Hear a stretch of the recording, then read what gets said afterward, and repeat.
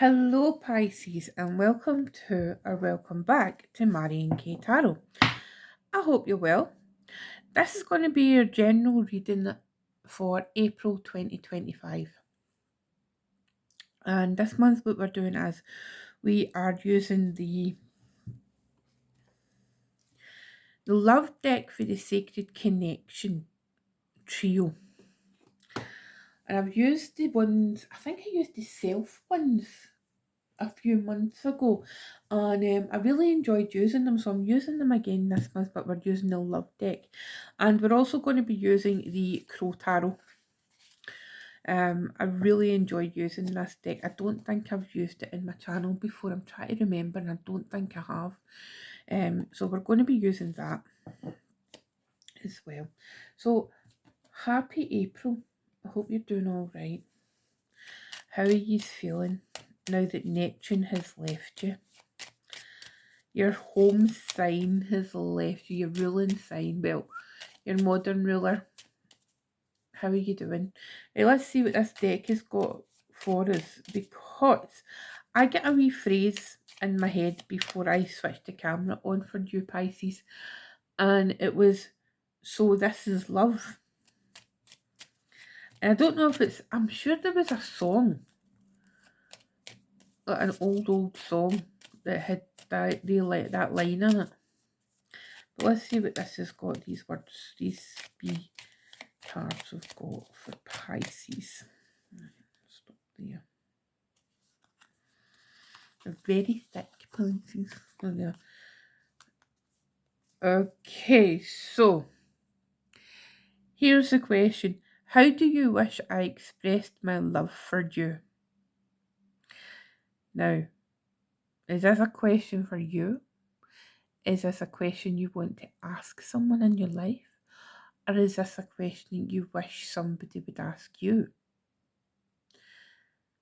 Only you know, Pisces. Or you could be looking at it and it's like, what? No. But let's be honest here, Pisces, it's you. So there'll be something afoot. Whatever this means to you, however it means, trust it is what I would say. Okay. Trust it and trust your intuition, which you will, because you're Pisces. Okay. So that's the message that's coming out. That's the question that's being asked of you this month, Pisces. So let's get into the reading proper. Okay, so some cards, please, for the sign of Pisces for April 2025, please.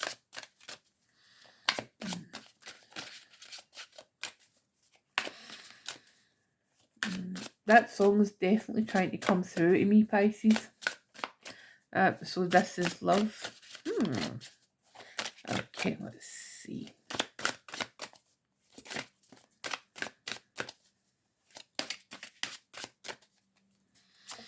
Right, we have got the Emperor. Oh, hello.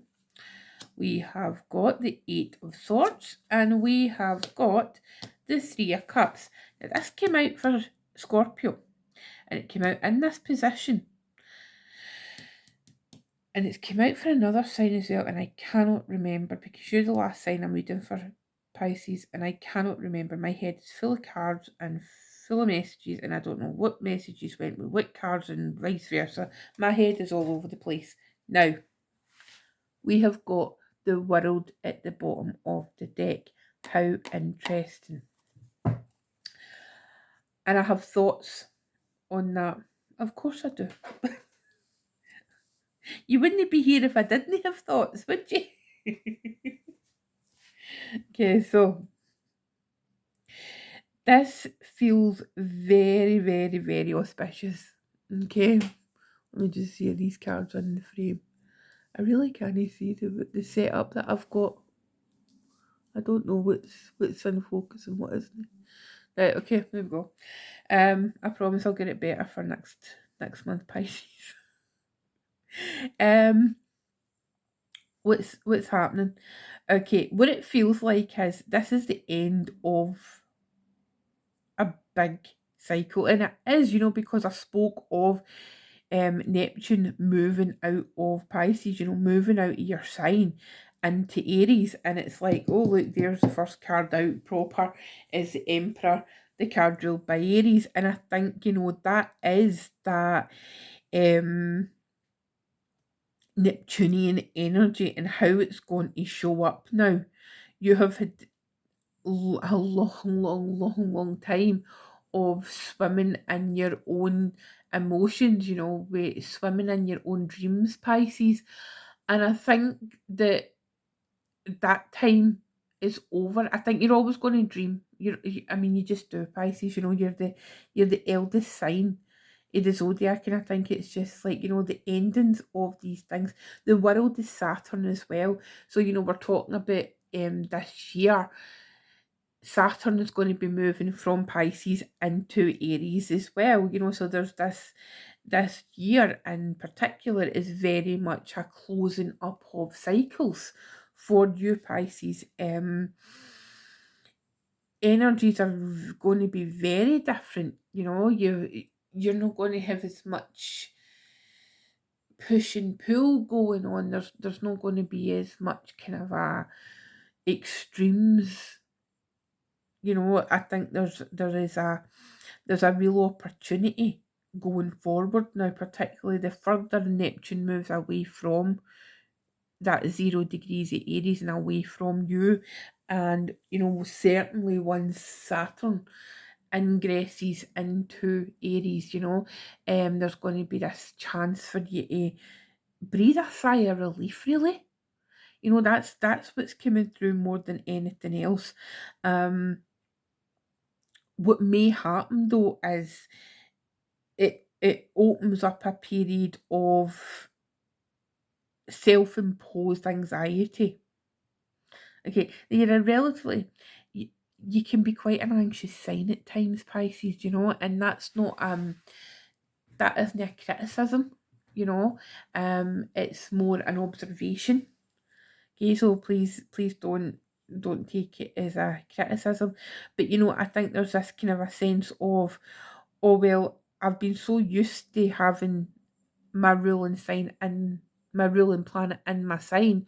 Well, what the fuck do I do now? It's like, how do you adjust? And I think this period, I mean, Neptune will go back into Pisces later on this year. I think it's around October time, or between either August or October. But I think this time this year is a preview, a chance to preview what is going to happen, what the energies are potentially going to be like going forward, particularly once we get into 2026.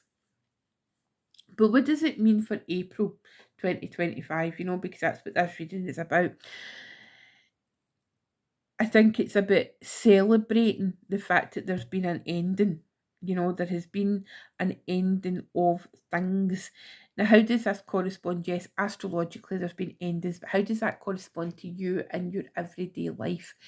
Coming to an end of particular thought processes, or coming to an end to how you do things. And I think, it's been a chance for you to learn how to do things differently. These very, very early stages of getting used to how things work now, and the energy that you're inhabiting.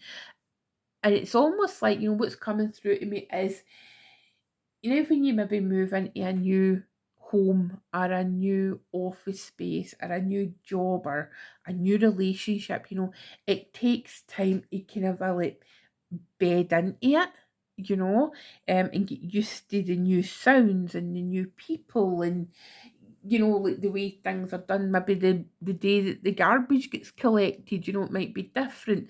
These sort of things. And I think that's what April is going to feel like for you, just wondering and learning what the new things are. And very much, using that Emperor energy. Yes, it represents Aries, but I think, for you and the month that Aries, we're in Aries season, it's about stand in your own ground, you know, stand in your ground and choosing your battles wisely. You know, Pisces, it's like choosing how you want to be seen, you know, because all of a sudden you might feel quite exposed. Again, because you don't have that kind of dreamlike Neptunian energy coming through. Um, that's what that feels like. But ultimately, the best thing that you can do is don't literally tie yourself up in knots. Right? Don't bind yourself to one particular outcome. There is many choices ahead of you. There is many ways to reach that choice. Um, you know, don't put yourself. The words that are coming through here, Pisces, is don't put yourself into self-imposed exile. Okay. And I think it's interesting that the Emperor shows up with that, you know, and that's the words that are coming through. You know, emperors maybe go into exile, or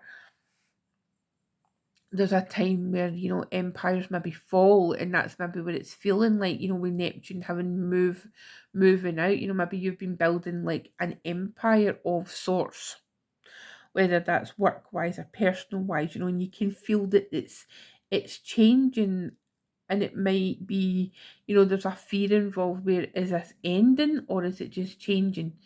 And I think up until this point, there's been a certain kind of certainty. Does that even make sense? I don't know. I hope it does. And then now you're having to find yourself, oh, right, okay, well, what do I do? You know, it's like what things are present? Where am I going to go? What am I going to say? How am I going to communicate? You know, it's like there might be over the course of the month of April, there's difficulties in communication. Mercury's retrograded into your sign. Venus is retrograded into your sign. It's calling up all these sorts of methods of communication and how we communicate in loving relationships, you know. It's like there's a question coming up again. How do you wish I expressed my love for you? So maybe that's a question that the Venus and Mercury retrogrades are asking you. Maybe this is what's getting dug up, and maybe this is what's finally getting ended with the World card here. Spend time with friends, Pisces. Talk it out. You know, talk it out, feel it out. If you have maybe got a trio, you know, and you're part of a trio, maybe a water sign trio, like you've got the Scorpio, you've got the Cancer, and then you've got you, the Pisces, you know, it's like maybe that's what you need to do. You need to just talk it out with fellow water signs and, you know, work your way through that as best that you possibly can. Um, it's going to be an interesting month, I would suggest, Pisces, but there's definitely an ending to what has been, but it doesn't necessarily mean a bad thing is happening. You know, it can be an ending it can be the ending of a difficult period. But just don't put yourself in exile. Okay, my loves, have a wonderful April. And if you would like to book a personal reading, the details will be in the description box, okay? So I shall speak to you in the next one. Bye, Pisces.